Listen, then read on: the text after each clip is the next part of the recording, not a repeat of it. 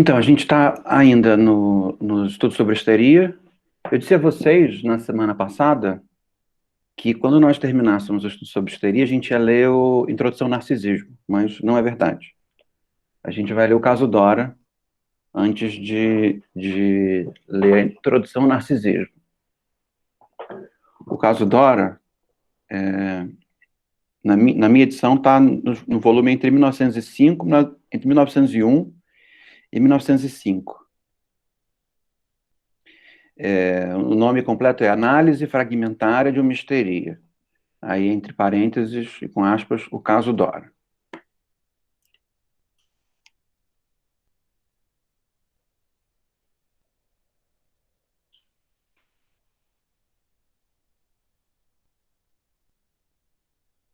Então, se já quiserem se preparando na leitura, as próximas leituras, a gente vai ler primeiro esse caso Dora e depois nós vamos ler o Introdução ao Narcisismo, tá?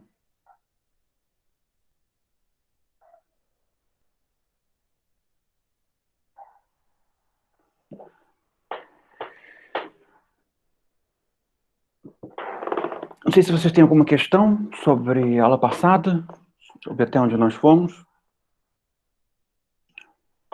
E se tiverem, podem colocar, senão eu vou começando a nossa aula do dia.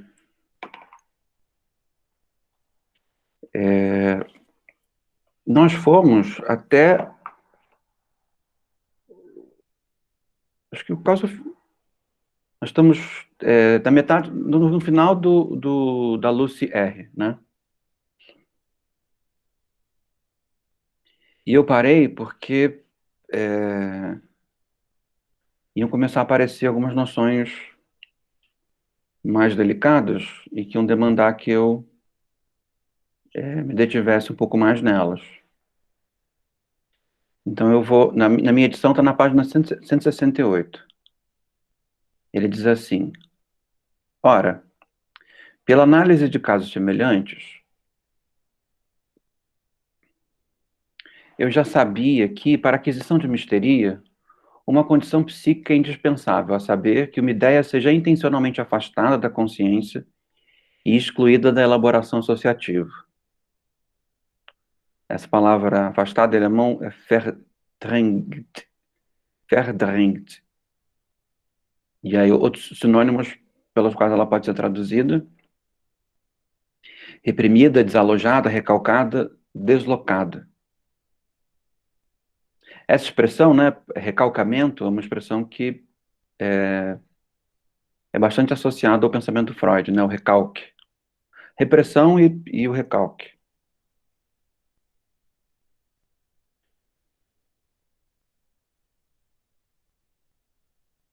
E aí, no parágrafo seguinte, ele diz: nessa repressão intencional,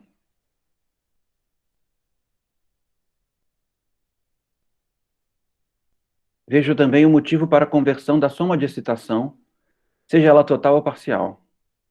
A soma de excitação, não devendo entrar em associação psíquica, encontra mais facilmente o caminho errado para uma inervação corporal. O motivo da própria repressão só podia ser uma sensação de desprazer. A incompatibilidade da ideia ser reprimida com a massa de ideias dominantes no eu. Mas a ideia reprimida vinga-se, tornando-se patogênica. Só que esse vinga-se é metafórico, né? Assim, do fato de Miss Lucy R. ter sucumbido naquele momento à conversão histérica, tirei a conclusão de que, entre os pressupostos daquele trauma, devia haver um que ela deliberadamente deixava obscuro, que se empenhava em esquecer. Aí disse-lhe: não acredito que essas sejam todas as suas razões, todas as razões para o seu sentimento em relação às duas crianças. Antes presumo que estava apaixonada por seu patrão, o diretor, talvez sem se dar conta disso você mesmo, e que alimente em si a esperança de ocupar efetivamente o lugar da mãe. Ela é uma babá, tem uma boa relação com a mãe das crianças. Quando a mãe adoece, ela passa a ser a principal referência feminina para a mãe.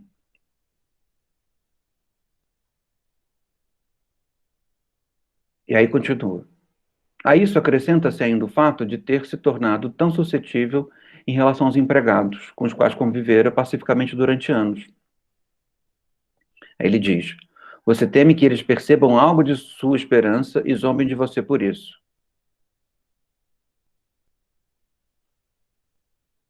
Esse jogo está entrando no lugar da, de uma espécie de repressão voluntária de uma determinada ideia, né?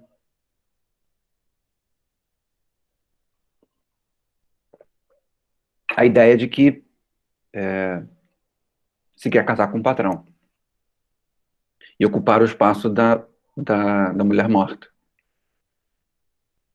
Aí ele continua: respondeu-me no seu estilo lacônico: sim, creio que é isso. Mas se você sabia que amo o diretor, por que não me disse? Aí ela diz: uma espécie de voluntariedade precária, né? Ela diz: não sabia de fato. Ou melhor, não queria sabê-lo. Queria tirar isso da minha cabeça, nunca mais pensar a respeito. Creio, aliás, tê-lo conseguido nesses últimos tempos. Por que você não queria confessar essa inclinação? Você se envergonhava de amar um homem? Oh, não, não sou tolamente pudica. Por sentimentos não somemos de modo algum... Não, por sentimentos não somos de modo algum responsáveis. Isso me era penoso apenas por ser ele o patrão a quem sirvo, em cuja casa vivo, em relação ao qual não sinto em mim, como em relação a um outro, uma independência total. E porque sou uma garota pobre, e ele um homem rico de família distinta, de certo as pessoas ririam de mim, se suspeitassem de alguma coisa. O elemento mais destacado do exemplo e da repressão que se dá sobre a ideia é o elemento dos sentimentos conflitivos. Então, um sentimento de amar, de querer o patrão para ela, e o sentimento de achar que isso é indevido, achar que isso é um comportamento errado, né? De que esse é um sentimento que não se deveria ter.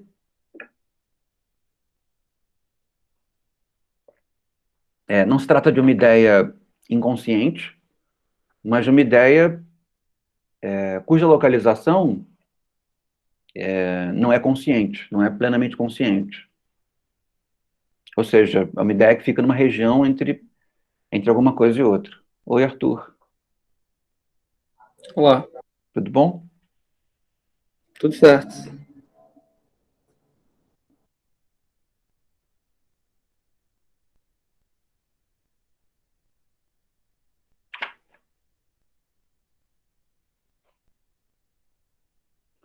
Na página 174,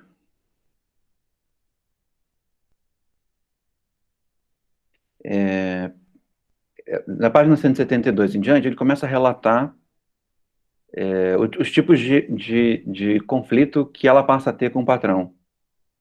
O patrão é um sujeito nervoso, né, cheio de restrições. Uma das restrições é que ele não gosta que pessoas... Isso bem para a Covid, né? Ele não gosta que as pessoas beijem os filhos dele. E encarrega a babá de impedir esse tipo de comportamento, né? Se as pessoas tentarem beijar os filhos, cabe à babá afastar os filhos. Logo depois da morte da patroa, o patrão ele é muito afetuoso com ela, com a Lucière, e diz, né, colocando nesse lugar de substituta da educação das crianças, como figura feminina preponderante, mas rapidamente ela tem uma desilusão, e é um pouco sobre essa desilusão que esse trecho trata. Ele diz assim, o Freud: outra vez, alguns meses antes, sucedera que uma senhora amiga fora visitá-los e, ao despedir-se, beijar as duas crianças na boca. O pai, que estava presente, conteve-se muito bem para não dizer nada à dama, Porém, quando ela partiu, sua fúria irrompeu sobre a infeliz preceptora. Declarou-lhe que a responsabilizaria se alguém beijasse as crianças na boca, que era sua obrigação não tolerar isso, e incorreria em negligência de seus deveres se o consentisse. Se isso voltasse a ocorrer, ele confiaria a educação das crianças a outras mãos, o que para ela é quase que como um rompimento, tá?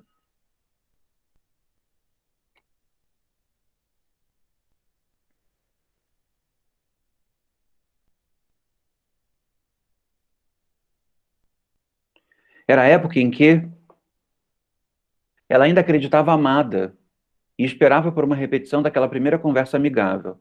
Essa cena minou suas esperanças. Disse a si mesma: se por um assunto tão pequeno, em que, além do mais, sou completamente inocente, ele pode exasperar-se comigo desse modo e fazer-me tais ameaças, então me enganei. Ele nunca teve por mim um sentimento mais cálido. Este lhe teria ensinado a mostrar consideração. Foi evidentemente a lembrança dessa cena penosa que lhe veio quando o contador-chefe quis beijar as crianças e o pai repreendeu. Então, até aqui nós vamos no que eu considerei, né, os elementos mais importantes da narrativa. E como nos outros casos, o Freud faz, nesse caso, uma pequena epícrise, né, que é um resumo dos elementos mais importantes. E ele diz assim, na página 177. Revela-se condição imprescindível à aquisição da histeria que se produz uma relação de incompatibilidade entre o eu e uma ideia que ele se aproxima.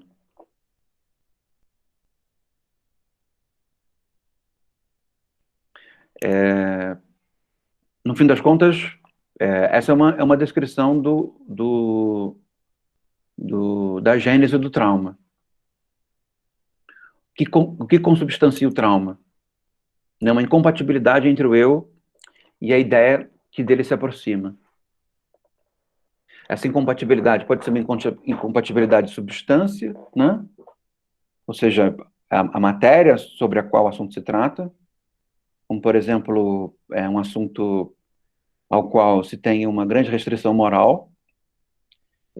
Ao mesmo tempo, pode ser também uma incompatibilidade de intensidade, né? Uma determinada matéria, um determinado acontecimento, cuja intensidade se mostra incompatível com o eu.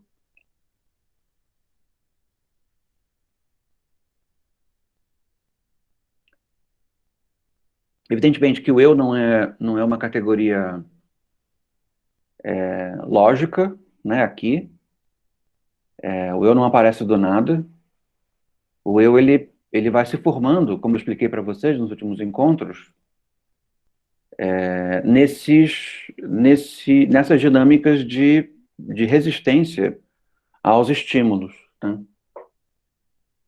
Então, é como se nós pudéssemos dizer que, conforme nós vamos, né, o nosso corpo, a nossa presença vai aprendendo a lidar com estímulos excessivos, né, aprendendo a resistir a eles, uma das formações dessa lida resiliente é o eu. Ou seja, no fim das contas, o eu serve para nos dar um ponto de referência para lidar com a multiplicidade, para lidar com a variabilidade de estímulos. Então, o eu acaba sendo o ponto de referência um pouco mais fixo, a partir do qual nós resistimos a um certo conjunto de variabilidades. O eu acaba sendo justamente esse lugar em que aquilo que precisa ser protegido é protegido, né? O eu é uma instância mediadora no que diz respeito aos estímulos que nós recebemos. Nesse sentido, o eu ele é variável, né? Ao mesmo tempo em que o eu ele é mais estável do que a experiência, é mais estável do que a vida, que os acontecimentos, ele não é completamente estável, né? E, muito embora seja possível, com relação a ele, afirmar um certo curso de identidade, né? Ou seja, passando 50 anos, nós sabemos que aquela pessoa, há 30 anos, éramos nós mesmos, mas nós percebemos que essa pessoa era diferente. Não só por causa do envelhecimento do corpo, mas também por causa do modo pelo qual a reação ao meio se dá. Ou seja, o eu vai se adaptando conforme ele vai sofrendo estímulos diferentes, ele vai se adaptando a, a, a desafios diferentes, né? A desafios maiores, a desafios menores e tudo mais. Então, é nesse sentido que a histeria e o trauma estão diretamente ligados ao eu e estão diretamente ligados a essa fragilidade que persiste no eu na lida com determinadas ideias. E essas ideias, podendo ser incompatíveis do ponto de vista da substância da ideia, né, sobre o que a ideia é, mas, ao mesmo tempo, também em função da intensidade da ideia, da intensidade com que a ideia nos aparece. Então, ele diz assim: espero mostrar, em outro lugar, como diferentes perturbações neuróticas resultam dos diferentes procedimentos que o eu adota para se livrar dessa incompatibilidade. Então, uma das maneiras de explicar o sintoma é pela narrativa de que o sintoma é um jeito, né, um jeitinho, como se diz, uma gambiarra, que o eu estabeleceu para lidar com uma certa incompatibilidade que ele chama aqui de ideativa. De alguma incompatibilidade no que diz respeito às ideias.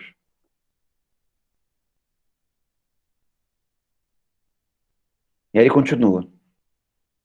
A forma histérica de defesa, para a qual se requer justamente uma aptidão especial, consiste na conversão da excitação numa inervação corporal. E o benefício, então, é que a ideia incompatível é impelida para fora da consciência do eu. Aqui ele está explicando a origem dos sintomas motores, né? Das paralisias, das convulsões, dos vômitos, das dores.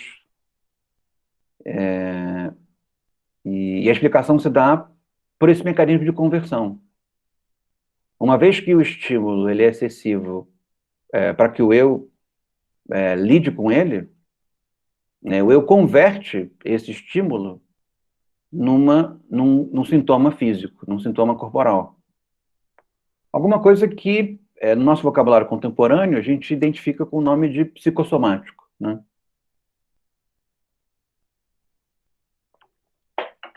No fim das contas, a histeria uma das, pelo menos no século XIX, é uma das primeiras grandes iniciativas de se compreender os fenômenos psicossomáticos, né? Ou seja, a possibilidade da mente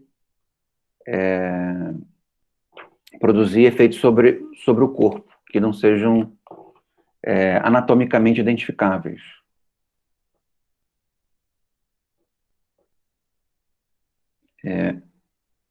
Página 178. Ele diz assim: assim, por um lado, o mecanismo que produz a histeria corresponde a um ato de hesitação moral. Por outro, apresenta-se como um dispositivo de proteção que se acha às ordens do eu. Percebem? O componente de moralidade ele é bastante importante para compreender a histeria, os sintomas e a melancolia. Tá? O que isso quer dizer? Isso quer dizer que dificilmente as reações aos estímulos são reações nelas mesmas, né? Elas são reações que dependem de um contexto, de um sentido, de um valor dado a determinadas ideias e as práticas que dão origem a essas ideias. Então, não é necessário que algo seja difícil em todos os lugares, ou para todas as pessoas, né? Mas, ao mesmo tempo, existe um elemento de circunscrição moral que de certa maneira, elege preferencialmente um certo conjunto de conflitos. Então, é muito comum as pessoas adoecerem por... Quando pessoas adoecem, elas adoecem porque adoecem. Mas é muito comum, quando elas adoecem, elas utilizarem ideias de campos que lhes são mais problemáticos como via para esse adoecimento. Então é muito comum perceber sintomas que giram em torno de questões religiosas, sintomas que giram em torno de questões familiares, sintomas que giram em torno de questões relacionadas a dinheiro, ou questões que giram em torno de paranoias públicas, por exemplo, estrangeiros, comunistas, sabe esses delírios sazonais? É muito comum que as pessoas adoeçam utilizando esse conjunto de ideias como matéria para o sintoma, né? Então ele diz: há não poucos casos em que é preciso admitir que a defesa contra o crescimento de excitação pela produção de histeria foi mesmo, então, a coisa mais apropriada. Com mais frequência se chegará naturalmente à conclusão de que um grau maior de coragem moral teria sido uma vantagem para o indivíduo. O momento verdadeiramente traumático é, portanto, aquele em que a contradição se impõe ao eu e esse decide expulsar a ideia contrária. Percebe? Esse é o componente. Alguma coisa que é sentida como contraditória, como incompatível, né? É contraditório menos no sentido lógico e mais no sentido da incompatibilidade.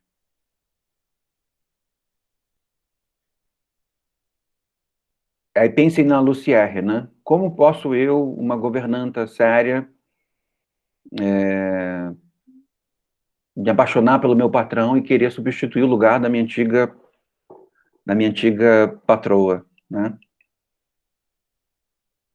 Parece um sentimento menor, né? Diante da morte, é o caso de pesar a morte, né? De sentir luto, né? E não fazer planos sobre como vai ser a vida, né? Pensando assim, de uma maneira que se imaginar nessa posição possa se tornar problemático. Aí ele diz: tal expulsão não a aniquila, apenas a impele para o inconsciente. Então, essa incompatibilidade não aniquila a ideia, mas faz com que a ideia seja deslocada para uma outra região. Quando esse processo ocorre pela primeira vez, estabelece-se um centro de cristalização para a formação de um grupo psíquico separado do eu. O núcleo em torno do qual se reúne, em seguida, tudo que teria por pressuposto a aceitação da ideia incompatível. Desse modo, a cisão da consciência, nesses casos de histeria adquirida, é desejada, intencional, muitas vezes introduzida por um ato voluntário, pelo menos. Na verdade, sucede algo diverso do que o indivíduo pretendia. Ele queria anular uma ideia como se ela não tivesse surgido, mas consegue apenas isolá-la psiquicamente. Não sei se está ficando claro para vocês, mas diante daquilo que é incompatível, há uma impossibilidade de se livrar do que é incompatível, porque o que é incompatível, digamos assim, não negocia sua incompatibilidade, né? Aparece pronto, ou seja, exerce um efeito traumático e pronto. E diante da impossibilidade de se livrar da ideia incompatível, o que existe é a repressão da ideia incompatível. Percebem? É aquela palavra que nós vimos algumas páginas atrás, o Verdrang. Isso? Verdrängt. Verdrängt. É afastada. Página 179. Em toda uma série de casos, sucedeu-me o mesmo. Os sintomas surgidos mais tarde encobriram os primeiros. E somente o último alcançado pela análise continha a chave de tudo. Aí terminamos a Lucy R. Levando a Lucy R para a nossa discussão sobre melancolia e histeria, dá para perceber que os sintomas da Lucy R, como também aconteceu na M-Phone e também aconteceu na Ana O, os sintomas aparecem por posição de subalternidade, né? Elas estão numa posição mais fraca, uma posição verticalmente inferior, mesmo quando estão ricas. Nesse caso, não, mas no caso da M-Phone N, sim. Ao mesmo tempo em que estão numa posição subalterna, elas são educadas para essa posição subalterna, ou seja, elas se sentem mal quando possuem sentimentos que ultrapassam o que elas supostamente deveriam aceitar como o correto para elas, mas, ao mesmo tempo, algo nelas transgride essa posição. E é justamente esse conflito entre sentir que não pode transgredir e transgredir, mesmo que o acontecimento não seja desejado por elas, ele consubstancia uma transgressão, essa transgressão é equilibrada internamente na figura da repressão, na figura do recalcamento, para usar uma das palavras que o Freud utiliza. O que isso faz? Né? O que o recalcamento produz? Ele produz o sintoma, e o sintoma traz consigo uma inegociabilidade. Percebe? É como se aquele conflito se tornasse um hipopótamo na sala. Né? Não é mais alguma coisa que pode ser escondida, porque o sujeito não consegue mais esconder, porque não está mais na ordem da vontade dele. Percebem? Então, acontece o adoecimento se torna um hipopótamo na sala. É nesse sentido que algo relacionado aos sintomas da histeria pode ser tomado como tendo um componente de politicidade. Percebem? Pelo menos um elemento parcial de politicidade. Porque é alguma coisa com relação à qual, mesmo o desvio, será custoso. Né? Enfrentar diretamente pode ser bastante custoso. Enfrentar diretamente traz com que essas pessoas tenham que ser ouvidas e interpretadas, mas mesmo que se decida não ouvi-las e não interpretá-las, desviar-se delas é custoso também, né? Traz consigo uma escolha, traz consigo uma restrição, traz consigo uma forma de crueldade, né? Se desviar do sintoma. Tá fazendo sentido para vocês? Pode falar, Rafael.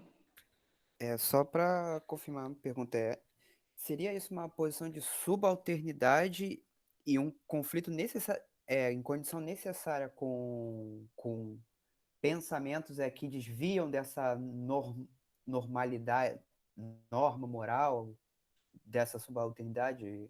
Aqui no da Lúcia, ela se apaixonar pelo chefe.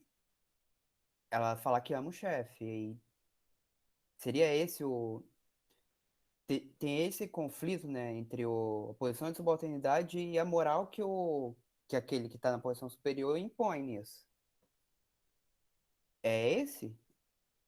Sim, a moral que quem está na posição de precedência impõe se torna a moral dominante, né? Se torna a moral comum. Então, mesmo quem está numa posição de subalternidade, julga que esses valores são valores corretos. Percebe? E por isso traz consigo um elemento de crise, né? De conflito. Porque, a despeito da moral dominante, de alguma forma, Lucy R. ousa desejar, percebe? Ela ousa desejar para além dos limites morais que lhe são dados. Só que fazê-lo não é simples. E essa ousadia custa caro para ela. Porque ao mesmo tempo em que ela é capaz de ousar, ela se pune pela ousadia, percebe? Ou seja, ela deseja o patrão, ao mesmo tempo em que ela entra num conflito irresolvível ao se perceber desejando o patrão. E nesse sentido, o que a fragilidade do eu, nesse caso, acaba levando-a é a repressão desse sentimento. Só que a repressão desse sentimento não é completamente adequada, não é completamente eficiente. E a repressão desse sentimento dá origem aos sintomas. E esses sintomas é que são inegociáveis, percebe? Porque dissimular, fantasiar, disfarçar é alguma coisa que todos nós somos capazes. Mas a partir do momento em que sai do âmbito da nossa vontade, do nosso controle, se torna um elemento inegociável, se torna alguma coisa mais forte do que ela. Então, a gente não pode dizer, de maneira romântica, que o sentimento que ela tem é maior do que ela. Mas a incompatibilidade é maior do que ela. Sentir a incompatibilidade é maior do que ela. Percebe? E nesse sentido, o sintoma dela coloca em questão, coloca em xeque um tipo de moralidade que, de certa maneira, induz a conflitos desnecessários. No fim das contas, percebe? Não há razão para a Lucy R. adoecer. Né?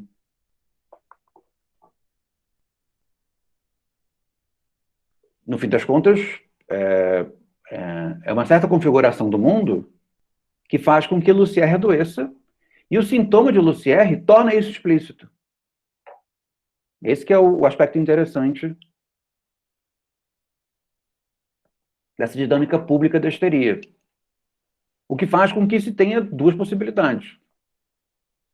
A possibilidade predominante, que é simplesmente descartar a Lucy R., botá-la no manicômio, matá-la, alguma coisa assim, ou ouvi-la. Né? E uma vez que o sintoma a coloca numa posição de inegociabilidade, no fim das contas, e ela, por isso mesmo, ela não controla o sintoma, se ela fosse descartada em função do sintoma, ela vai sofrer esse descartamento, percebe? Porque não é alguma coisa que ela consiga negociar mais. Ou seja, sai do âmbito da juridicidade, sai do âmbito da negociabilidade, para entrar no âmbito de um impasse político. Né? Ou me internam, ou me escutam. Percebem? Que é um pouco o que acontece em todo tipo de demanda política. Né? Ela começa com um grau de inegociabilidade, depois ela se abranda. Mas a pretensão política, ela só se faz desafiadora quando nós vamos à rua e dizemos: nós não estamos aqui porque queremos, nós estamos aqui porque precisamos. Nos é imperioso estar aqui. E por isso não vamos sair. Só sairemos se passarem por cima de nós. Quer dizer, não sairemos, terão que passar por cima de nós. Percebe? Num certo sentido, por mais que no âmbito coletivo se possa diminuir a marcha e sair do âmbito da politicidade, voltar para o âmbito da juridicidade e começar a negociar os termos, no fim das contas, a estrutura do sintoma é parecida e, do ponto de vista histórico, realiza efeitos assemelhados ao efeito da demanda política. Né?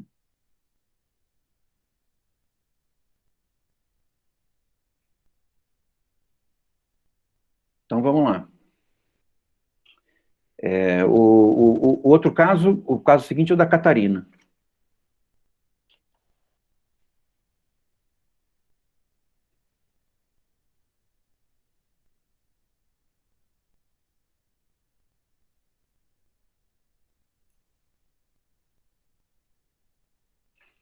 A Catarina já é um caso que é mais próximo de nós, né? Porque é um problema relativamente perene, que é o assédio.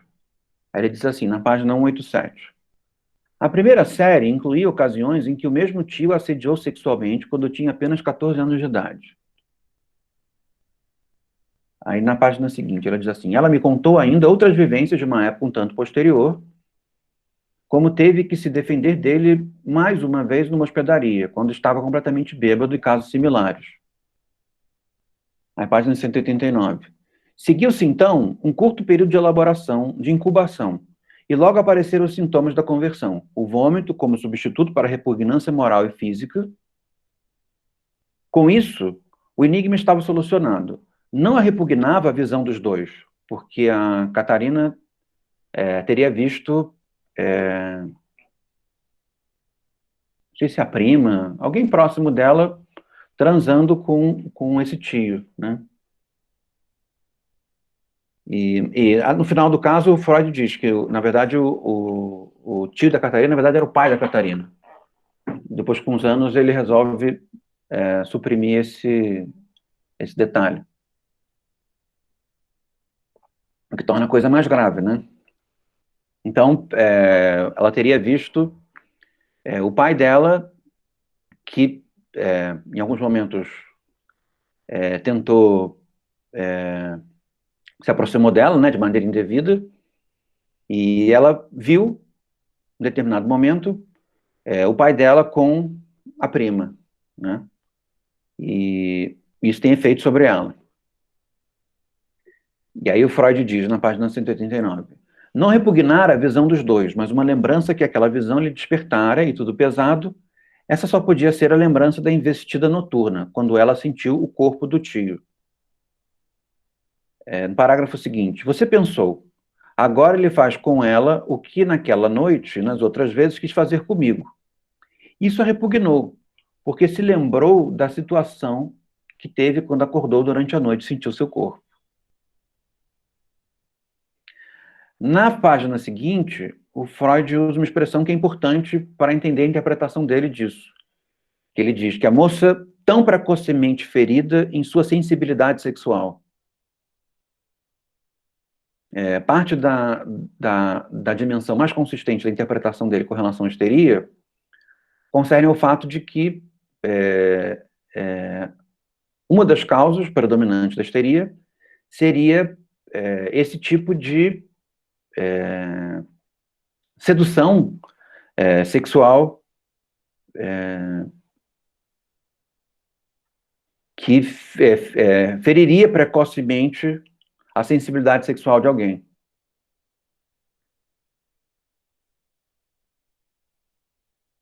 Aí vamos para epícrise.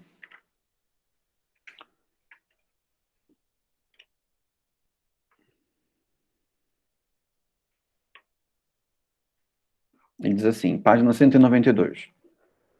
É plausível comparar as duas séries de vivências eróticas com momentos traumáticos, e a cena da descoberta do casal como um momento auxiliar.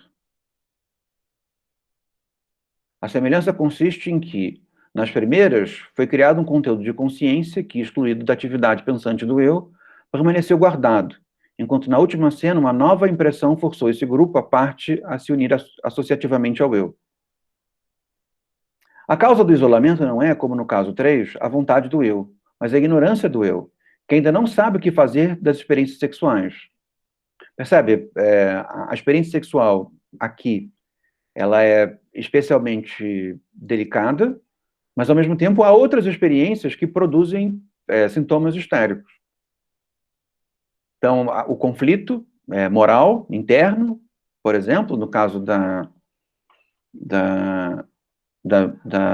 Lucière, ou a lida com uma pessoa adoecida e os sentimentos contraditórios que essa lida com a pessoa adoecida é capaz de provocar.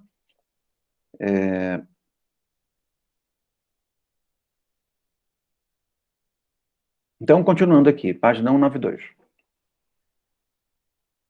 Nesse aspecto, o caso de Catarina é típico. Constata-se na análise de qualquer histeria fundada em traumas sexuais que impressões do tempo pré-sexual que permaneceram sem efeito sobre a criança depois adquirem força traumática como lembranças, quando a compreensão da vida sexual se abre para a moça virgem ou mulher.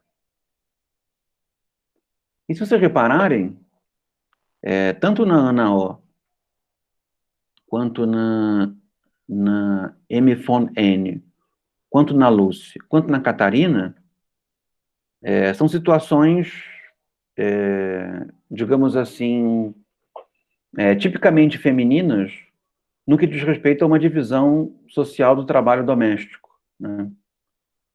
De tal maneira que o cuidado com os doentes, o cuidado com as crianças, o assédio sexual precoce. São sempre situações em que existe uma espécie de predominância de uma espécie de vulnerabilidade feminina, né? Ao mesmo tempo, uma vulnerabilidade que é causada por um papel dado socialmente, né? Ou imposto socialmente, ao qual esses sintomas servem como dinâmicas transgressivas, né? E em que desejos transgressivos também são causas de novos sintomas. Então não é simplesmente transgredir, né? Mas também a vontade de transgredir pode ser a causa, o desejo de transgredir pode ser a causa de alguma coisa que, ao produzir um conflito, gera um sintoma. Então são várias situações diferentes em que essa bruma melancólica, ela demanda ou ser abandonada, deixada de lado, ou ser ouvida, interpretada. Percebem? Como se não houvesse fosse uma situação em que essas mulheres acho que só tem o Freud só fala de homem com sintomas que uma única vez, e eu acho que é um menino, um garoto. Depois vão aparecer casos famosos na literatura do Freud, em que os homens são os pacientes, são os protagonistas. Mas nesse primeiro momento, já por questões sociais que eu linkei com vocês, eles não aparecem. Muito embora haja admissão de que a histeria não é um fenômeno exclusivamente feminino. Então ele diz assim, na página 193. Outra diferença no mecanismo psíquico desse caso está em que a cena da descoberta, que designamos como auxiliar, merece ao mesmo tempo a denominação de traumática. Ela atua por seu próprio conteúdo, não apenas por despertar as vivências traumáticas anteriores, ela reúne as características de um momento auxiliar e de um traumático. Isso a situação de ver o pai que tinha deitado sobre ela na cama, cujo corpo ela sentiu, tendo relações sexuais com a prima, que também é muito nova. E isso eu me lembro bem, parece que ela conta para a mãe, e a mãe se separa do marido, e ele a responsabiliza por essa falta de sorte da vida conjugal.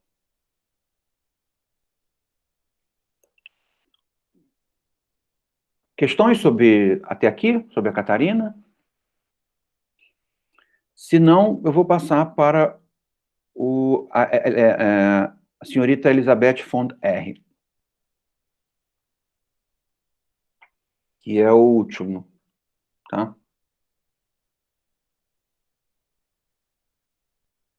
Ó, tem uma nota aqui no finalzinho, 32, ele diz: Catarina não era a sobrinha, mas a filha da estalajadeira. A garota adoeceu, portanto, em decorrência de tentativa de sedução sexual que partiam do próprio pai.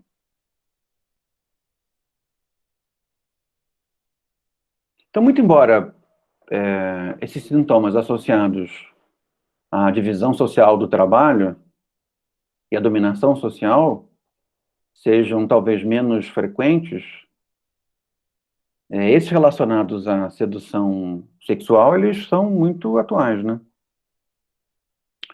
Ou se eles são menos, ou se eles são, não são muito atuais, eles são mais comentados, né?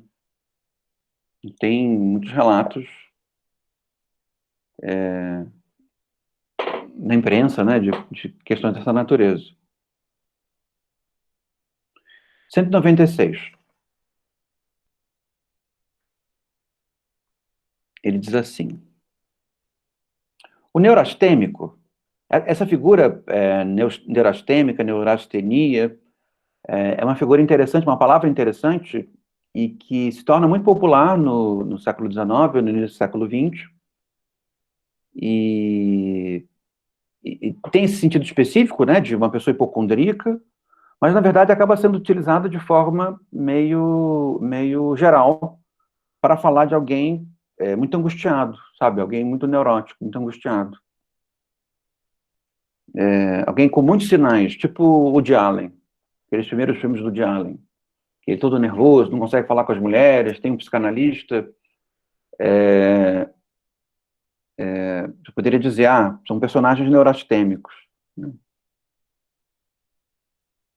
Tem o autor do pensamento social brasileiro, que eu li recentemente, o Paulo Prado, e o Paulo Prado tem um texto sobre melancolia no Brasil, chamado Retrato do Brasil, e aí no final do volume que eu comprei, tem algumas cartas de intelectuais falando sobre Paulo Prado. Aí tem uma carta de um filósofo, um pensador católico brasileiro, chamado Dorcel Moroso Lima, e começa a descrever Paulo Prado e diz assim, ele me pareceu um tipo neurastêmico, ou seja, um tipo nervoso, um tipo com inibições sexuais, por exemplo, né?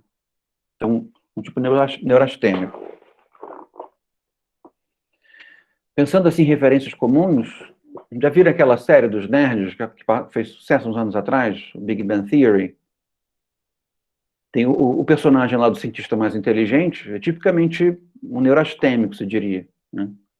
De jeito nervoso, cheio de manias, cheio de vicissitudes, né? Cheio de angústias. Então, isso é interessante porque se torna uma linguagem do vocabulário comum. Muito embora tenha se perdido, talvez nos últimos anos, nas investidas de vocês pelo pensamento do século XX, do século XIX, vocês vão encontrar essa figura, né, o tipo neurastêmico.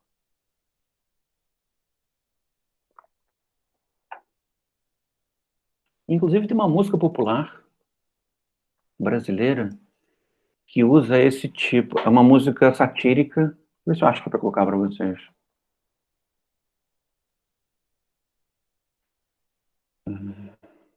Tá lento o computador, deixa eu ver.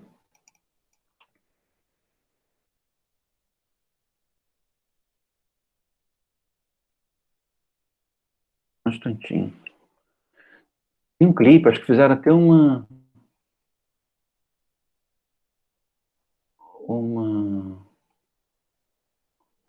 clipe no especial da Globo.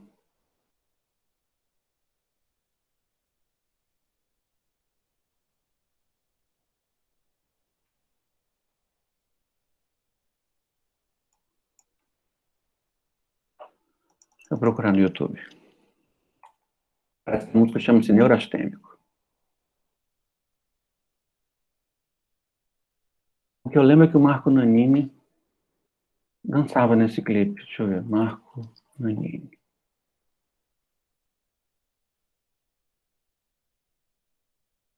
Não.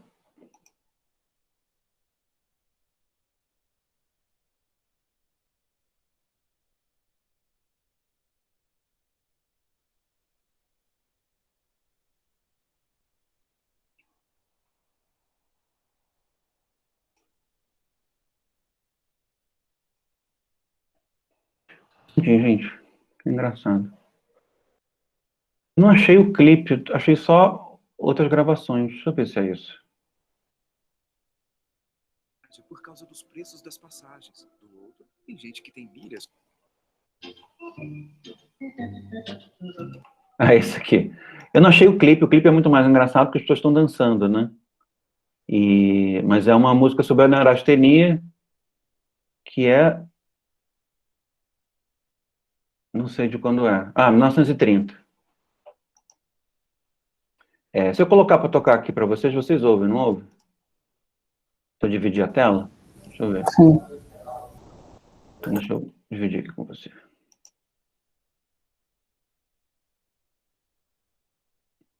Estão vendo? Tá. Então vou botar a música, vamos ver se vocês escutam. Vai.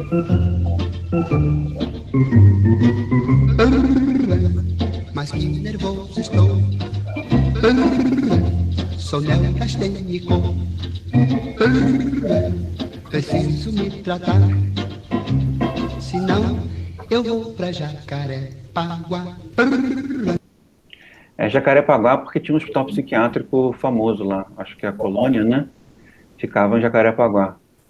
Então, se ele não ficasse bom da neurastenia, teria que ser mandado para Jacarepaguá. Estão conseguindo ouvir a música? Eu ouvi.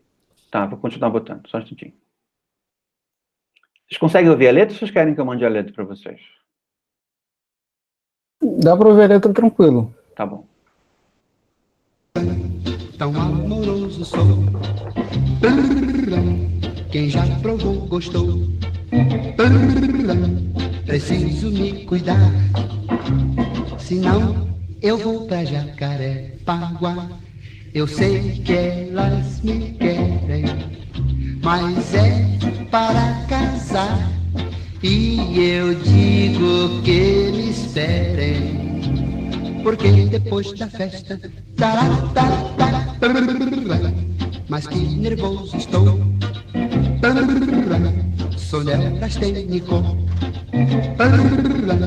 Preciso me tratar, senão eu vou pra Jacarepaguá.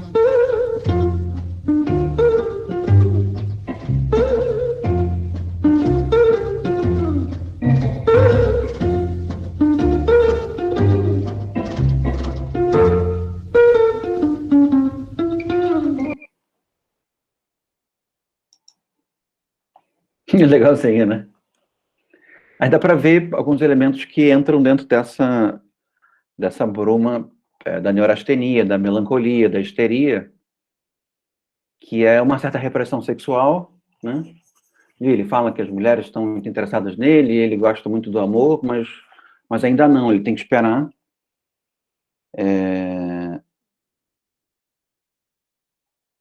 Um comportamento cuidadoso, né? E ao mesmo tempo é difícil colocar Jacarepaguá numa letra de música, né? E esse sujeito conseguiu colocar. Acho que eu conheço duas músicas que conseguiram botar Jacarepaguá na letra.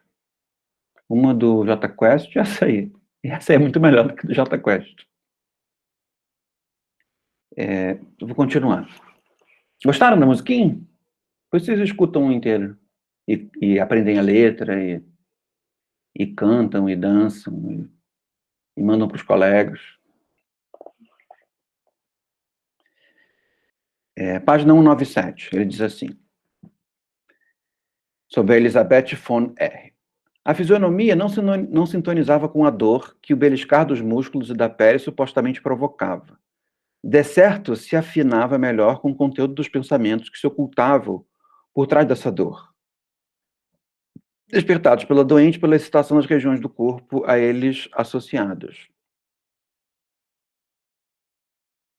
Falando sobre quando ele tocava a musculatura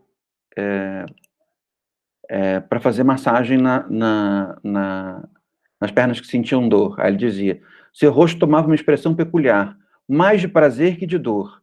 Ela soltava gritos, como em meio a cócegas voluptuosas. Um tipo de dor que se mistura com prazer, um sentimento ambivalente.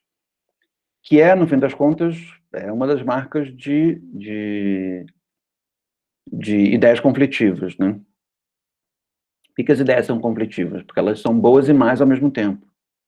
Causam prazer e causam rejeição ao mesmo tempo. Causam desejo e causam rejeição ao mesmo tempo. Página 198, ele diz assim: a doente parecia entusiasmar-se muito particularmente pelos dolorosos choques da máquina de indução.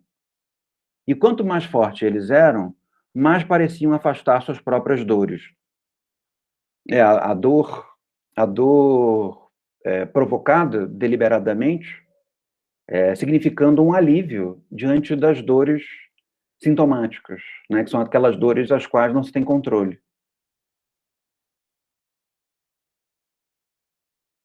Ou seja, vários elementos catárticos para tornar Elisabeth von R mais calma, né? menos neurastêmica, para usar a expressão da música. Que é um pouco como assistir um filme de terror, ver a novela, né? Se expor a uma situação de desconforto, medo, paixão forte, de maneira voluntária, né? Uma vez que o que faz sofrer realmente de maneira real, né, não é voluntário, né? Se abate sobre nós não temos controle. Página 199. Ele diz assim: nesse caso, nenhuma técnica particular é necessária para alcançar que ela reproduza a história de sua doença. O interesse que lhe testemunhamos, a compreensão que a fazemos sentir, a esperança de cura que lhe damos vão decidi-la a renunciar a seu segredo. Ele está dizendo aqui, é muito bom porque eu não precisei hipnotizá-la, né? Porque eu não sou muito bom nisso, e foi ótimo porque eu não precisei hipnotizá-la para ela começar a me dizer o que possivelmente ela teria reprimido. Página 201. Ele diz assim: a despeito do quanto ela ganhasse em estímulo intelectual, nessa relação, não escapava ao pai que, com isso, sua constituição espiritual se distanciava do ideal que se aprecia ver realizado numa menina. Brincando, chamava de atrevida e teimosa.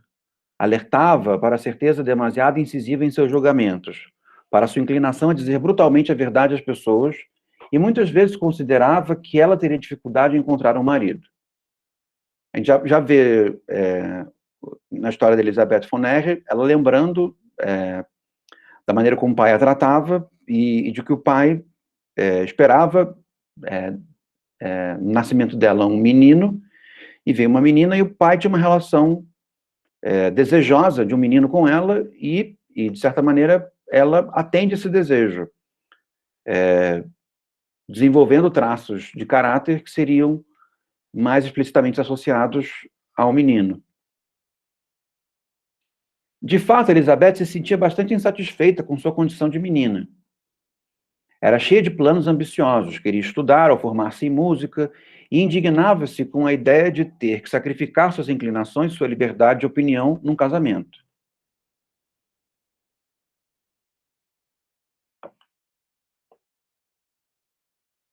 Página 202. O início de sua enfermidade devia relacionar-se a esse período, pois podia lembrar-se de que nos últimos 6 meses de cuidados com o pai, ficaram 1 dia e meio de cama por causa das dores na perna direita. O pai dela adoeceu e ela foi cuidar do pai. Ela ama muito o pai ama muito ela, o pai adoeceu, ela começa a cuidar do pai, e no cuidado com o doente, ela começa a apresentar alguns sintomas. De fato, foi apenas 2 anos após a morte do pai que se sentiu doente e não pôde andar por causa das dores. Não foi imediato, foi depois. Página 203. Assim, toda uma série de cenas ligadas às queixas, em parte não expressas, contra seu primeiro cunhado ficará gravada na memória de Elizabeth.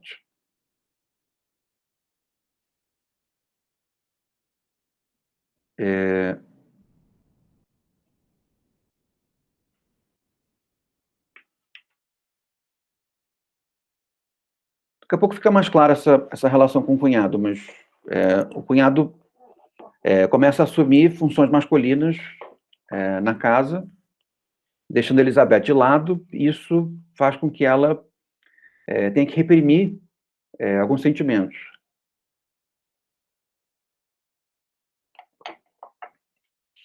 Na página 205 tem uma expressão que é importante, uma frase que é importante, porque a partir de um determinado momento, os adoecimentos da Elizabeth foram tão grandes que ela se tornou a doente da família, né?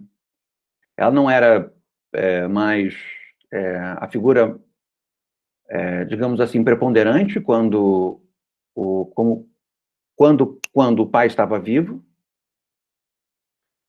nem foi a figura preponderante, não conseguiu ser a figura preponderante depois que o pai morreu, mas o adoecimento a levou a uma figura de preponderância, né?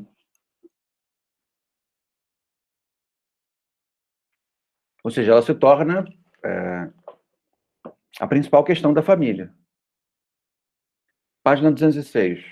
Percebem? É uma maneira sintomática de assumir o controle, né? De assumir uma posição supostamente masculina dentro desse conjunto familiar. Na página 206, ele diz assim: esta era, portanto, a história da doença da jovem ambiciosa e carente de amor. Irritada com seu destino, amargurada com o fracasso de todos os seus pequenos planos de restabelecer o esplendor da casa, as pessoas que amava, mortas, distantes ou afastadas. Sem inclinação a buscar refúgio no amor de um homem desconhecido, ela vivia desde 1 ano e meio dos cuidados com sua mãe e suas dores, quase apartada de todo contato social. Então, de uma personalidade expansiva, questionadora, alegre, ela vai se tornando uma figura adoecida, entristecida, melancólica, profundamente melancólica, ocupada com a morte e a doença da mãe. E, no fim das contas, ela compete também com a mãe no que diz respeito a quem sente mais dores, né? Quem está mais adoecido. Parte 206. Ela calou-se longamente, então, à minha instância, admitiu que havia pensado numa noite em que um jovem a acompanhara de uma reunião até sua casa, nas conversas que se desenrolaram entre os dois e nas sensações com as quais depois retornaram ao cuidado de seu pai. As primeiras ideias sexuais que ocorreram a ela. Na página 210. Por instância dos seus e do próprio pai, deixara-se então persuadir a se afastar do leito do doente para ir a uma reunião onde esperava encontrá-lo. Esse rapaz que fez com que ela tivesse as primeiras ideias sexuais. Quis depois apressar-se de volta a casa. O pai estava doente, ela se interessou por esse rapaz, saiu para encontrar com ele, sendo o único momento em que ela se afasta do leito do pai. Quis depois apressar-se de volta a casa, mas constrangeram-na a ficar e cedeu quando ele prometeu acompanhá-la. Jamais sentira por ele algo tão ardente como durante esse percurso, em sua companhia. Mas quando, em tal felicidade, chegou tarde à sua casa, encontrou o estado do pai agravado e se fez as mais amargas recriminações por ter consagrado tanto tempo a seu próprio prazer. Contudo, esse fracasso do primeiro amor ainda lhe doía toda vez que nele pensava. Poderia ser uma oportunidade dela casar e, de alguma maneira, tornar a casa dela festiva, feliz novamente e importante. Então, ela se ressente desse amor não ter acontecido, ao mesmo tempo que se ressente, perceba a incompatibilidade das ideias, se ressente de não ter estado com o pai no momento em que o pai precisava, privilegiando um prazer, né? Vocês podem perceber que a palavra que aparece a partir dessa incompatibilidade de ideias é quase sempre a palavra culpa, né? A noção de culpa.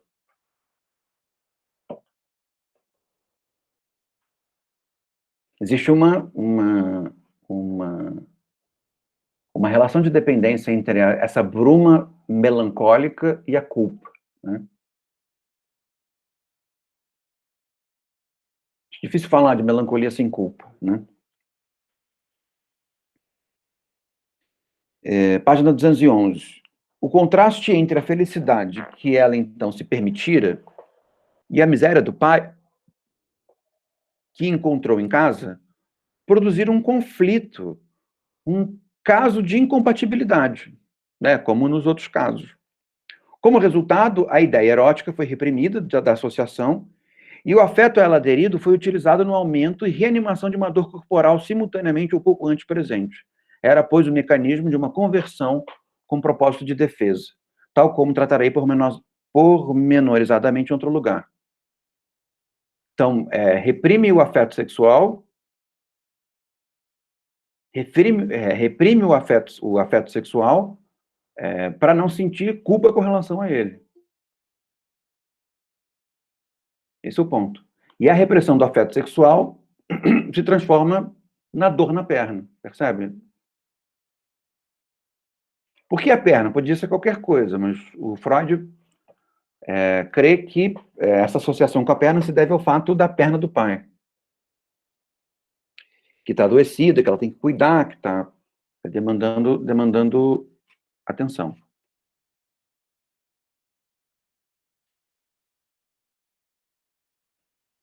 É o que ele diz na página 215.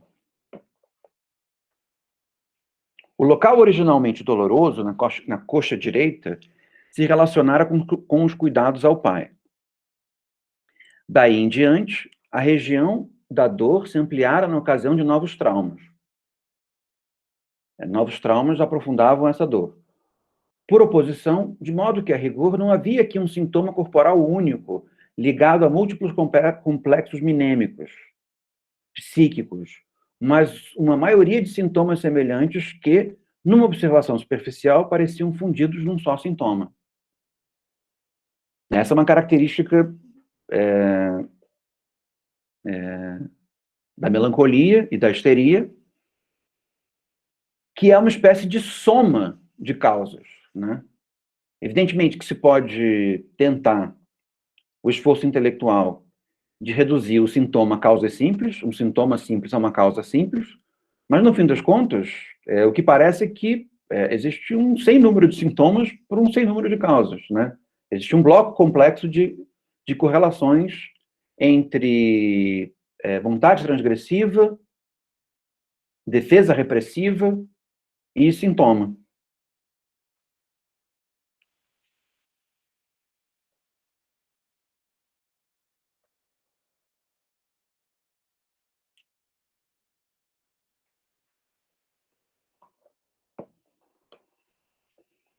Na página 222, o Freud usa uma palavra que é importante para a psicanálise como um todo, que é a palavra resistência.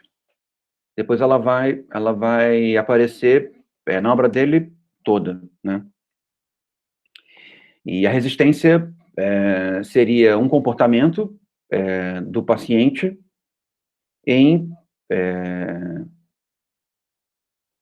como diz a palavra, né, resistir à possibilidade de conferir acesso ao material reprimido.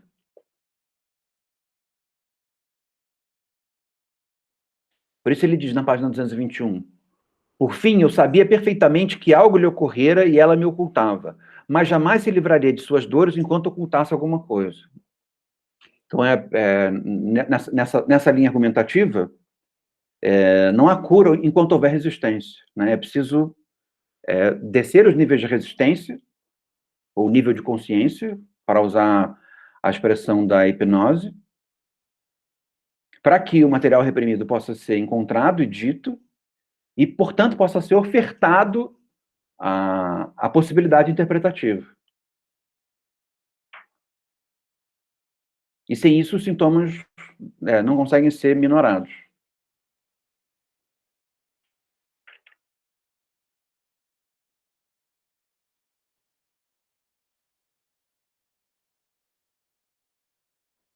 Aí, voltando à resistência, ele diz aqui na página 226. Está indo muito rápido, gente? É como vocês não estão falando nada, eu estou indo na minha própria velocidade. Mas eu posso ir mais devagar.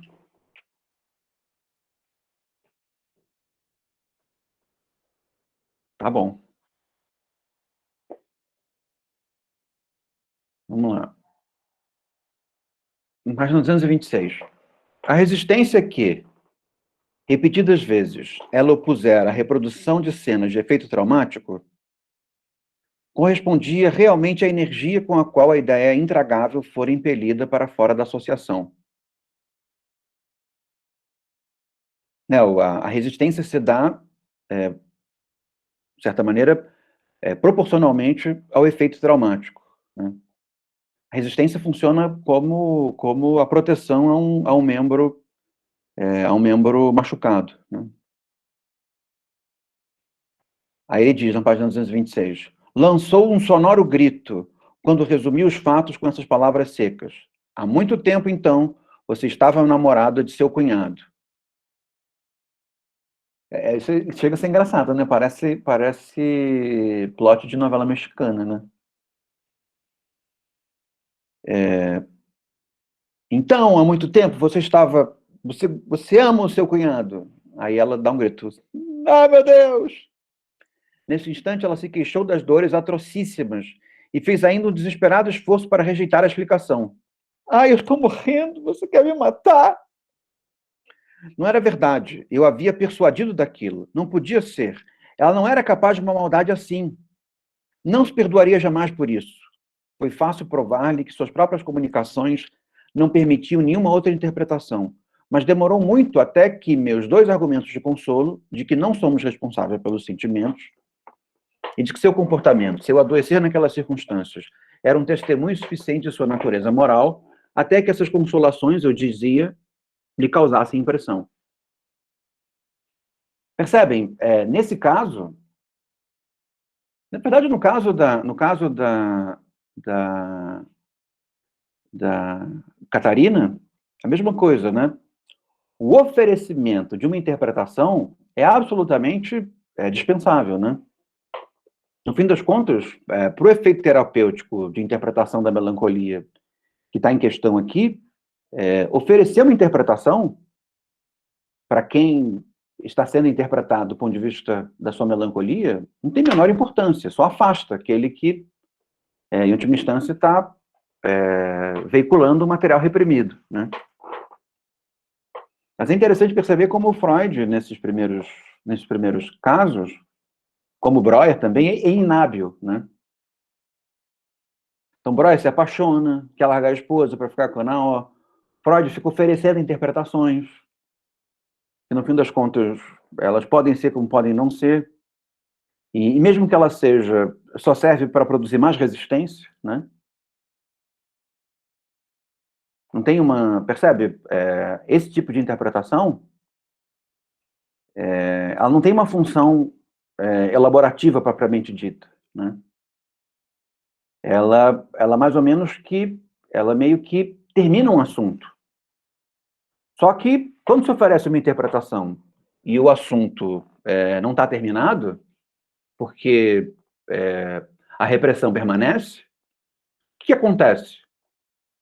A pessoa procura outro sintoma, ela escapa daquela interpretação e vai desencadear o sintoma com relação a outra coisa. Percebem? Então é um esforço, é uma tentativa vã e um esforço ingênuo.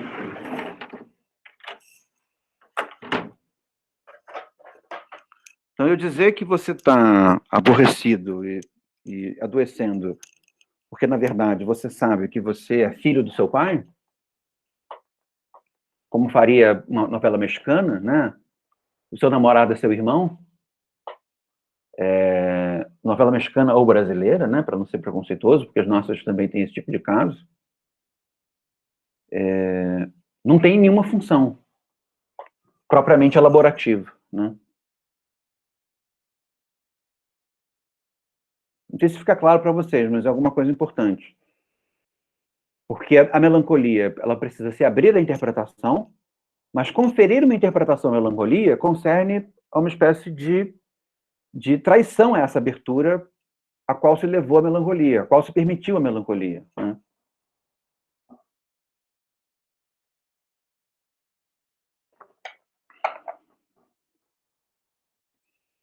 Vamos lá. Página 229. Ela estava de novo melhor, e não conversávamos mais sobre suas dores, desde que nos ocupávamos da causa a que elas podiam se relacionar. Tínhamos ambos a sensação de termos concluído, ainda que eu me dissesse que a abreação da ternura contida não se fizera de fato muito plenamente. Considerei-a curada. Lembrei-lhe que a solução, uma vez encaminhada, progrediria por si mesma e ela não me contradisse.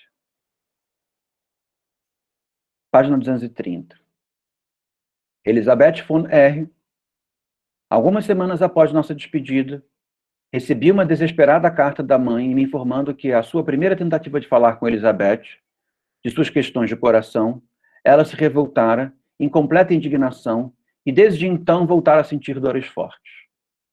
Estava furiosa comigo porque eu violara seu segredo e mostrava-se completamente inacessível. Qual o segredo? De que ela amava o cunhado.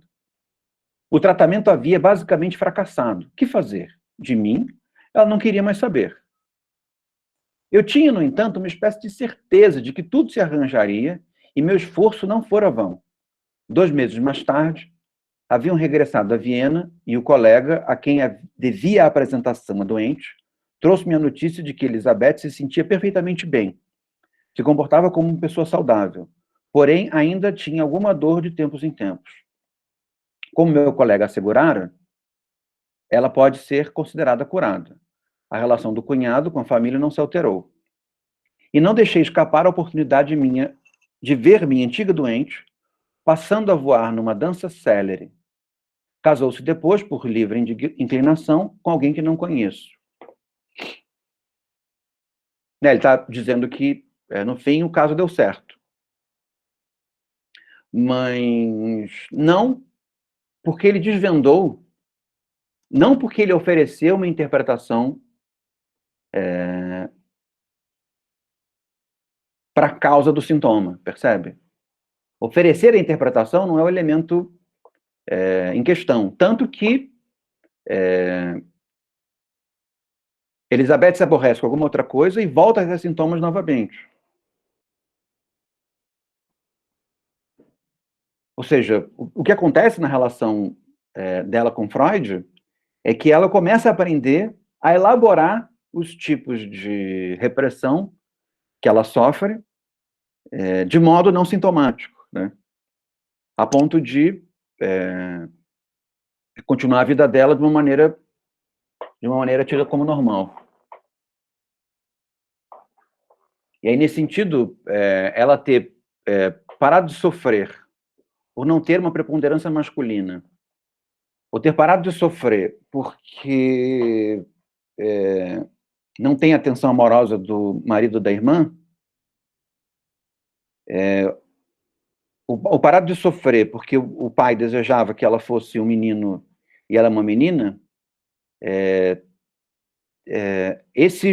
essa possibilidade de se conciliar com esses elementos que produziram dor nela, é o que, para o Freud, no contexto, e nesse sentido Freud traz consigo uma percepção moralizadora, né? É o que a permite ter uma vida normal, né? Que é uma vida de esposa e pronto. Então, vocês percebam, né? A histeria, ela é um impasse político, mesmo para o Freud e para o Breuer, que possui uma disposição em tese neutra, em tese terapêutica com relação a ela, né? Ou seja, isso que a histeria acaba produzindo, ou que a melancolia acaba produzindo, que é uma espécie de vida anômala, mesmo depois que ela passa pela situação analítica, é alguma coisa que, por ele, ou ao mesmo tempo pelo Breuer, é percebido como uma espécie de insucesso, né? Então, no fim das contas, a psicanálise, ela ajuda a histeria, ao mesmo tempo que o modo pelo qual a psicanálise ajuda a histeria não é o modo que satisfaz o ânimo moral dos psicanalistas. Percebem essa função dúbia que a psicanálise tem, historicamente? O psicanalista, né, o Freud, tem esperanças de normalidade, Ao mesmo tempo em que o método que ele estabelece, inventa, não é um método de obtenção de normalidade. Aqui no caso da Elisabeth von R, sim, mas não é um método de obtenção da normalidade no sentido estrito, né? Mas é um método de elaboração para quem está numa posição repressiva do componente inviabilizador da vida da própria repressão. Ou seja, no fim das contas, é um método que viabiliza a vida com um ânimo transgressivo, percebe? Mais ou menos reconcilia o sujeito com a sua própria transgressão.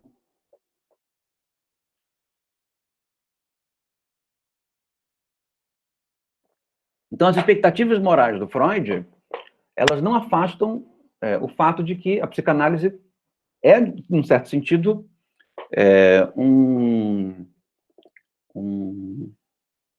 reconciliador moral entre um reconciliador entre sujeitos e moralidade, né? Ou seja, dos sujeitos viabilizarem a própria vida, transgredindo a moralidade, ao mesmo tempo em que viabilizando uma outra, né? Não sei se fez sentido para vocês.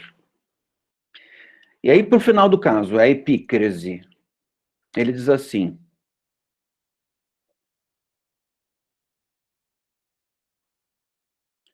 a mim mesmo ainda impressiona singularmente que as histórias clínicas que escrevo possam ser lidas como novelas e, por assim dizer, careçam de cunho austero da cientificidade. A gente já fez essa discussão, né? Só um momento em que ele tematiza isso. Aí na página 232, ele diz assim: descrevi o caráter da doente, os traços recorrentes em tantos histéricos e que, em verdade, não se pode imputar a uma degeneração.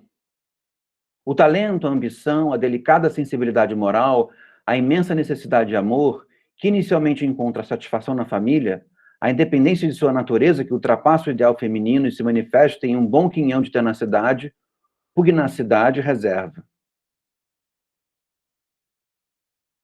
Né? De alguma forma, e nisso o Freud e o Breuer são muito importantes, eles são responsáveis por dissociar, pelo menos de maneira integral, a histeria, a melancolia de características plenamente negativas, né? Ou seja, são sujeitos que estão adoecidos, mas são adoecidos, por vezes, em função das suas potencialidades, né? Ou seja, são tão criativos, são tão bem dispostos, são tão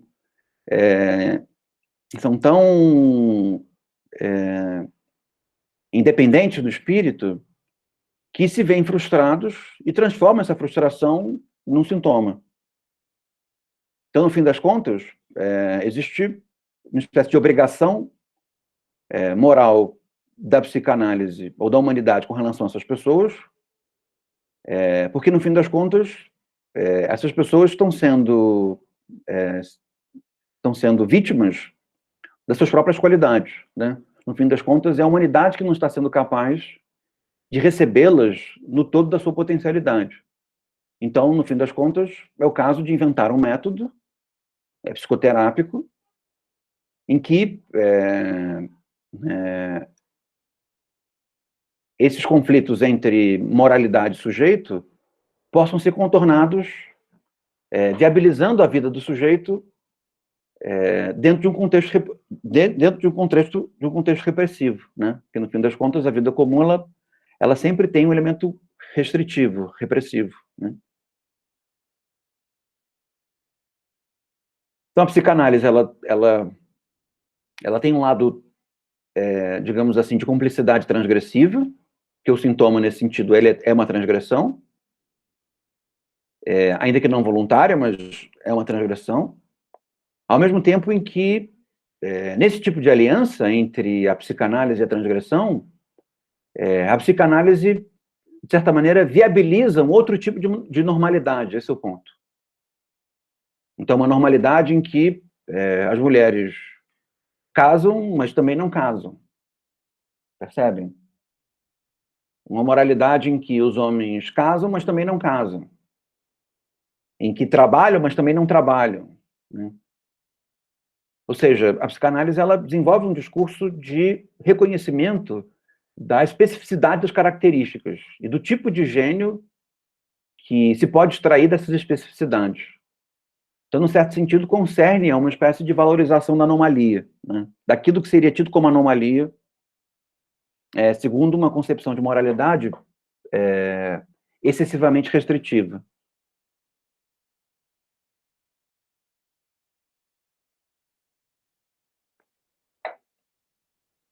Na página 232, ele diz assim: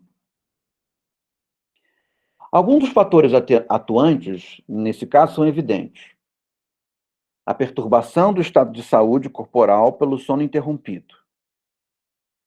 Né, a dificuldade do sono é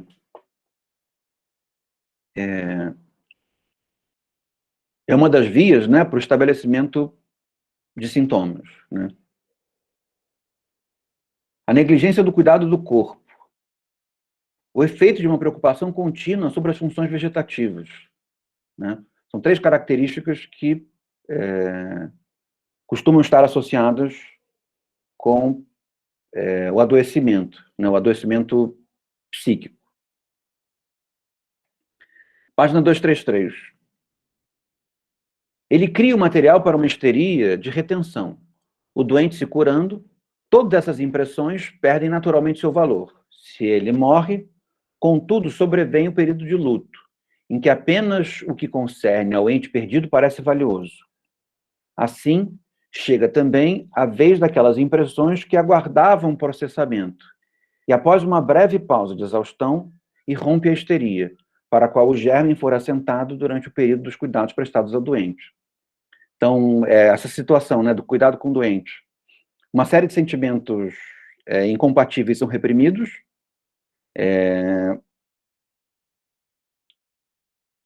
acontece a morte do doente, sobrevém um período de luto, e os sintomas só vão aparecer quando o período de luto acabar, né? É nesse sentido que se pode dizer, e parafrasear a frase do Freud com relação à histeria, de que a melancolia ela sofre de rememorações, né? Não concerne a um efeito imediato do acontecimento, mas concerne, salvo no caso da guerra, por exemplo, mas concerne a um efeito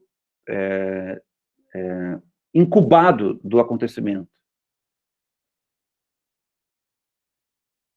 Então, a relação entre as causas e os efeitos são relações precárias, evidentemente, mas ainda nessa precariedade, um componente adicional, ele aparece porque existe essa distância temporal, né? É preciso rememorar para traumatizar-se, né? E, ao mesmo tempo, é preciso rememorar o rememorado para curar-se. Isso é curioso, né? É o caso da sedução sexual sofrida por Catarina. Como que Catarina se traumatiza? Ela se traumatiza lembrando de que viu o pai transando com a prima. E reprime essa lembrança. Como que Catarina se cura?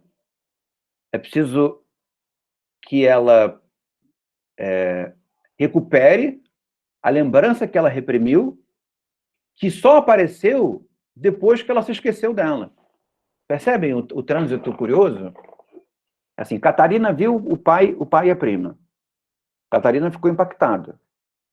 Catarina esqueceu do que viu, ela ignorou o que viu. Porque foi forte demais, foi intolerável. Catarina relembra o que viu. E aí Catarina se traumatiza realmente com o que viu. E volta a reprimir a lembrança. Percebem? Ou seja, ela vê, esquece, lembra e esquece. E o trabalho de análise vai recuperar esse primeiro esquecimento. Vencer o segundo e recuperar o primeiro. Fez sentido para vocês? Ou ficou confuso?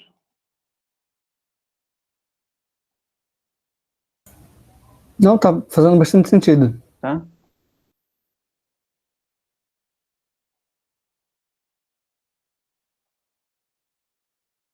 Então, vamos continuar.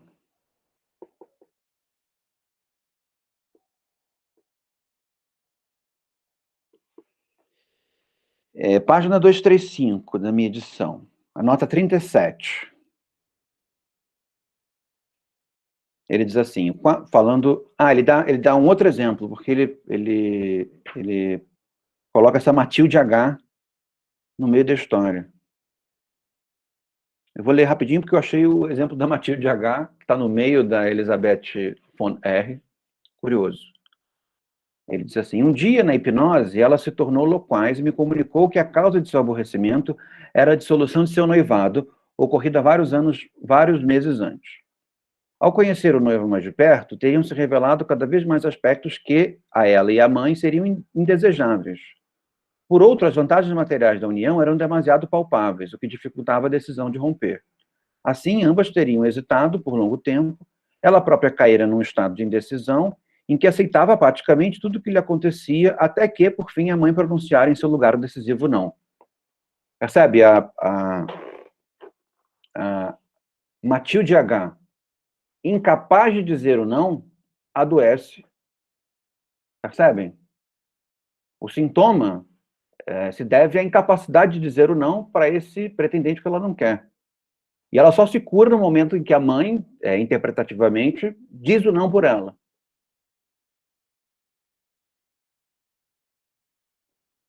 Eu acho que isso aqui, digamos que é uma melancolia simples, né? Não é uma melancolia muito complexa, né? Não chega a ser uma histeria. Seria uma melancolia complexa.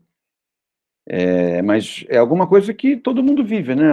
Nada mais é do que a protelação, né? Você não quer fazer alguma coisa, aí você vai adiando, até a pessoa dizer, olha, você não quer fazer, né? E aí toda aquela angústia que se tinha de adiar a coisa vai embora.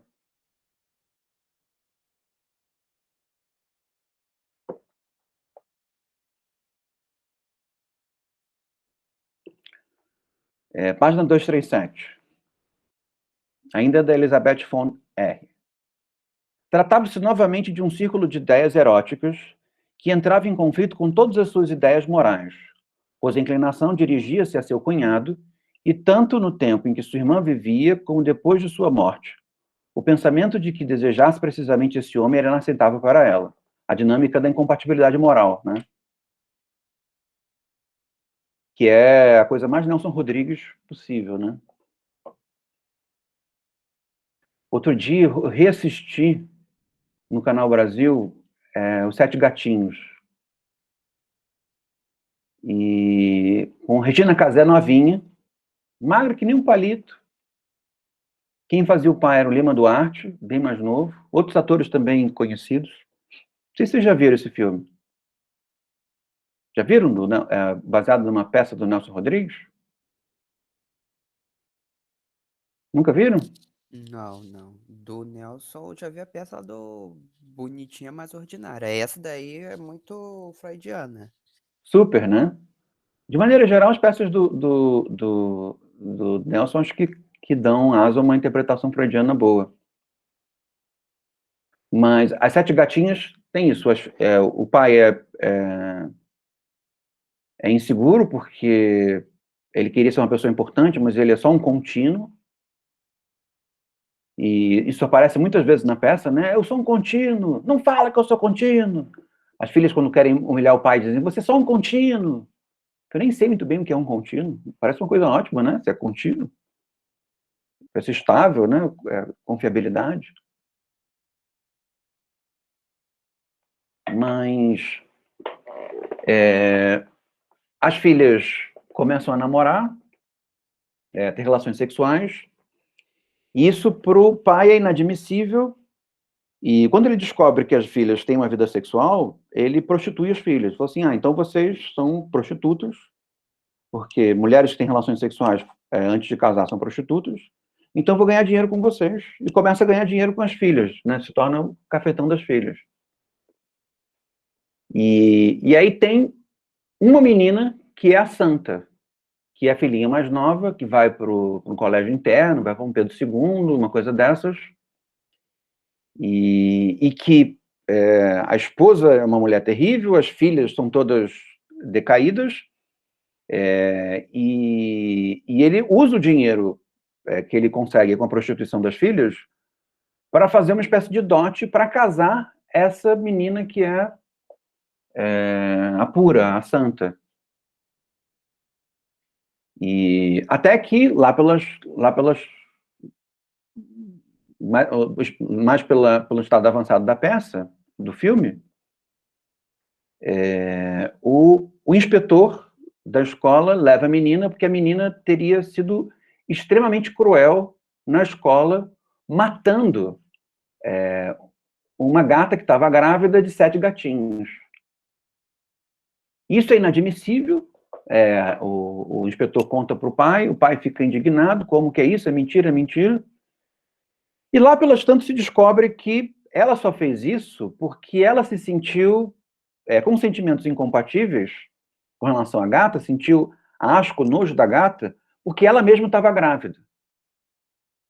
Então, em não querendo lidar com o fato de que ela estava grávida a partir de um relacionamento que ela teve na escola, fugindo da escola, ela agride a gata, e agredir a gata como alguma coisa profundamente asqueroso, faz com que ela vá para casa e fique em evidência a própria gravidez dela.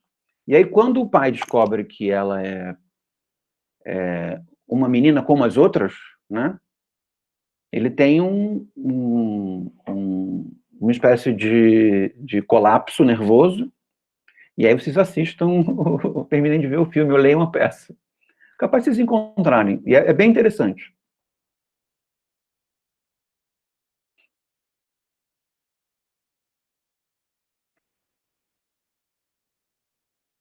Quer que eu ache para vocês? Deixa eu ver.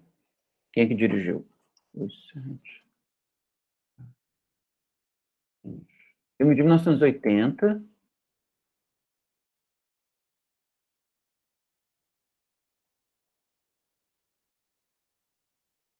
É dirigido por Neville D'Almeida. Vou colocar o Wikipédia do filme. Capaz de vocês encontrarem fácil no YouTube, sabia? Porque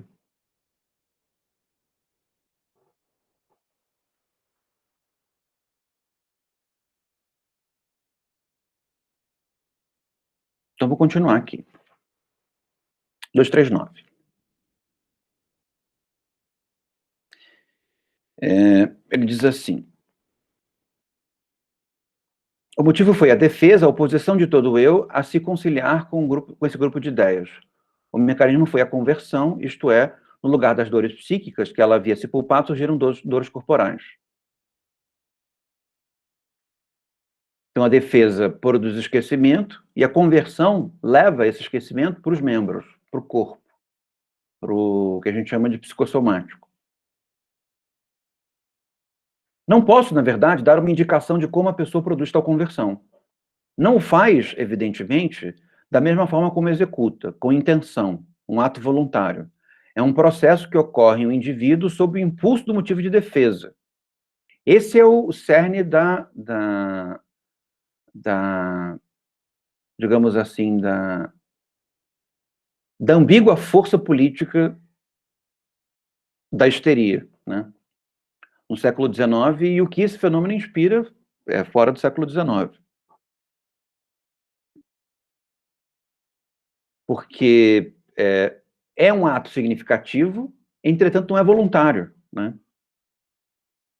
É um processo que ocorre em um indivíduo sob o impulso do motivo de defesa, quando ele traz em sua organização ou modificação ocasional a capacidade para isso. Percebe? Não é alguma coisa que nós não fazemos porque não queremos. Alguma coisa que nós não fazemos porque não podemos. Percebem a gravidade da dinâmica?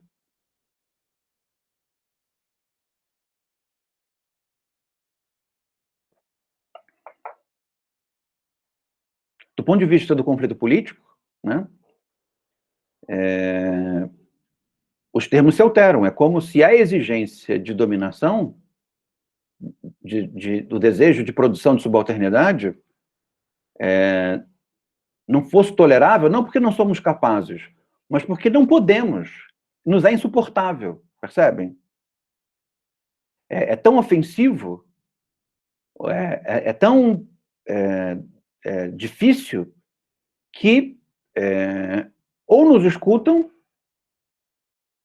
ou nos ignoram, ou passam por cima de nós, né? Página 239. O que é, afinal, que aqui se converte em dor corporal? A resposta cautelosa será algo que poderia e deveria ter se tornado dor psíquica. Então, se tornar dor corporal significa uma divisão de peso com a vida psíquica, uma vez que as dores psíquicas, elas são difíceis de lidar, né? São difíceis de suportar. É mais fácil lidar com uma dor física do que com uma dor emocional. Página 241. Ele diz assim: portanto, precisamente, esses momentos devem ser qualificados como traumáticos. Neles, houve a conversão, cujo resultado são a cisão de consciência e o sintoma histérico.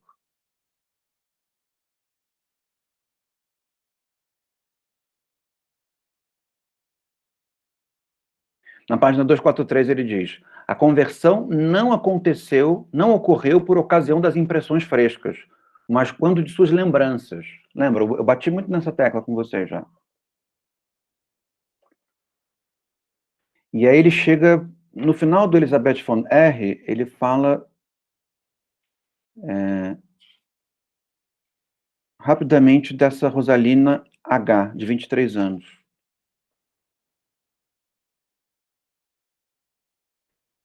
Página 244. O marido da tia, uma personalidade manifestamente patológica, maltratava a mulher e filhos da maneira mais brutal e os magoava, sobretudo, com sua franca preferência sexual pelas criadas e babás da casa, o que se tornava cada vez mais ofensivo à medida que os filhos cresciam. Nessa época, apareceu a sensação de aperto na garganta.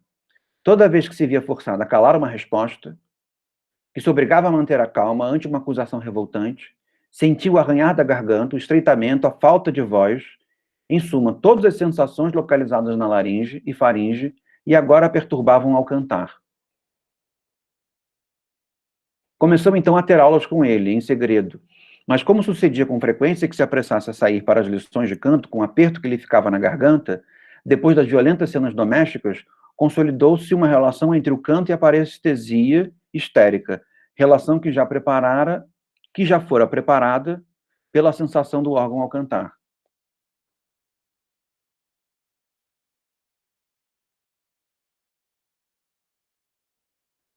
Percebem? Cantar a levaria para longe dessa relação entre o tio e a tia, uma relação abusiva, ao mesmo tempo em que sair dessa relação abusiva gerava culpa nela, e essa culpa aparecia como o impedimento ao canto, né, que seria o modo pelo qual ela poderia sair daquele contexto.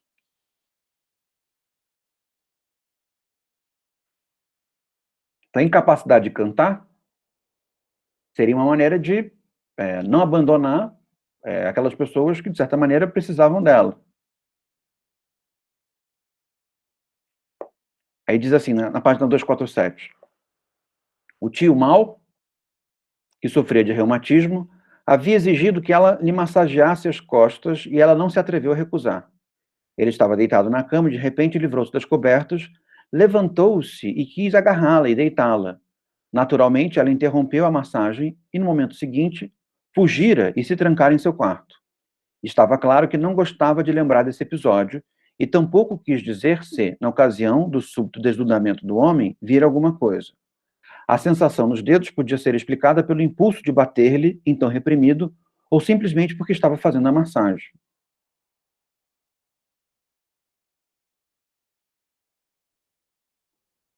E aí ele diz, a conversão, na página 248, né, levar esse sofrimento para a voz, para o corpo, né, para os dedos, ela foi composta de afetos recentes e afetos recordados, mas uma mistura entre os dois, né?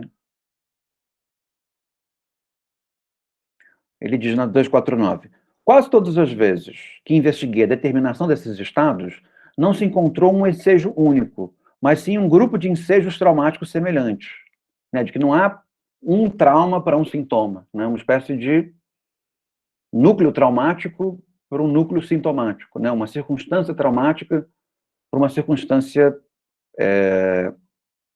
sintomática, para as quais, na relação, existe o esforço intelectual de simplificação, para que a relação de causa e efeito seja mais consistente. Muito embora ela sempre tenha um quê de arbitrário, né? Porque o importante não é dizer a causa e o efeito. O importante é buscar a causa e o efeito, percebem? Do ponto de vista da psicoterapia, né? E, ao mesmo tempo, do ponto de vista da sociabilidade, da relação entre a sociabilidade e a politicidade da histeria, da melancolia e da histeria. Não faz sentido dizer por que as pessoas não querem tomar vacina. Percebem? Não faz sentido você explicar por quê. Ah, porque o pai delas não acreditava em vacinas e, portanto, é uma maneira de celebrar a lembrança do pai e essa autoridade, e, ao mesmo tempo, assumir o risco de morrer, é uma maneira de celebrar essa autoridade paterna, antiga. Isso não tem a menor importância. A grande questão não é dizer a interpretação, a grande questão é buscar a interpretação. É a busca da interpretação, é a disponibilidade interpretativa que começa a perceber diversos núcleos traumáticos que podem vir a ser associados a certas dinâmicas irracionais, por exemplo.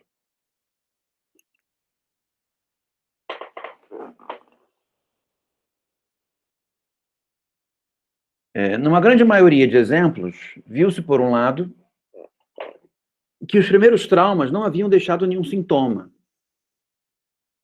enquanto um trauma posterior da mesma espécie provocara um sintoma que, no entanto, não podia prescindir da colaboração dos ensejos anteriores para seu surgimento e cuja solução realmente exigia levar em consideração todos os ensejos. Traduzindo na linguagem da teoria da conversão, né, de levar ao corpo sofrimentos emocionais, esse inegável fato da soma dos traumas e da latência inicial do sintoma significa que a conversão pode efetuar-se tanto de afeto recente como de afeto recordado. E esta suposição esclarece inteiramente a contradição em que, na senhorita Elizabeth von R., parece estar a história da doença e análise. Não há dúvida, no parágrafo seguinte, não há dúvida de que as pessoas não suportam em grande medida a permanência de ideias com afeto não resolvido em sua consciência. Incompatibilidade de afetos, digamos que é insustentável. Trata-se, evidentemente, de um fator quantitativo, a saber, quanto desta tensão afetiva uma organização suporta. Não dá para dizer que tipo de ideia que é incompatível com que tipo de ideia, né? Depende de como essas ideias aparecem para quem as imagina, né? Também o histérico poderá conservar determinado montante não resolvido. Mas se este cresce por acumulação em ensejos similares, indo além da capacidade de carga individual, é dado ímpeto para a conversão. Assim, não é uma formulação estranha, mas quase um postulado que a formação de sintomas histéricos também possa ocorrer a custo de afetos recordados.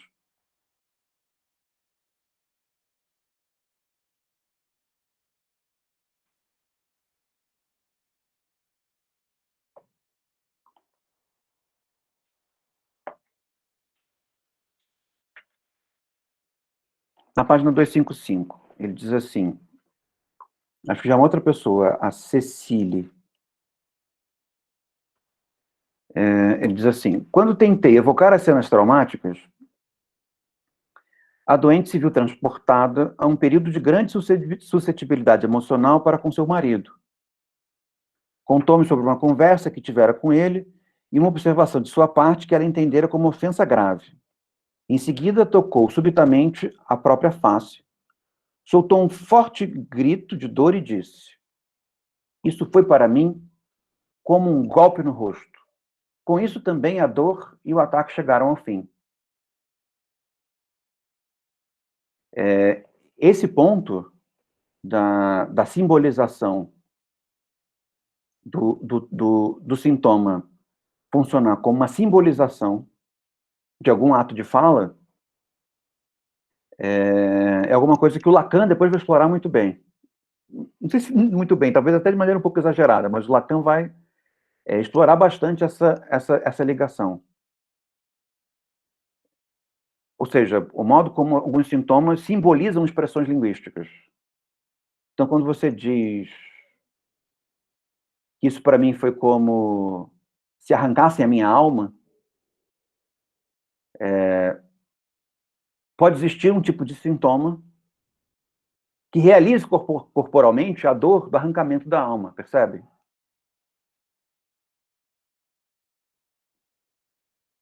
Ele dá outro exemplo. Ora, qualquer um perguntará como a sensação de um golpe na face pode chegar a se exteriorizar na forma de uma nevralgia de trigêmeo. Porque a pessoa fica com o rosto todo dolorido. Limitar-se ao segundo e terceiro ramos e intensificar-se ao abrir a boca e mastigar, não ao falar. Assim seguiu, correndo por 9 dias. Parecia evidenciar-se que durante anos a fio as ofensas, especialmente através de palavras, haviam provocado novos ataques da nevralgia facial por meio da simbolização. Não foi tanto tempo sendo humilhada que ela simbolizou a humilhação como um tapa na face, e esse tapa na face apareceu como uma nevralgia.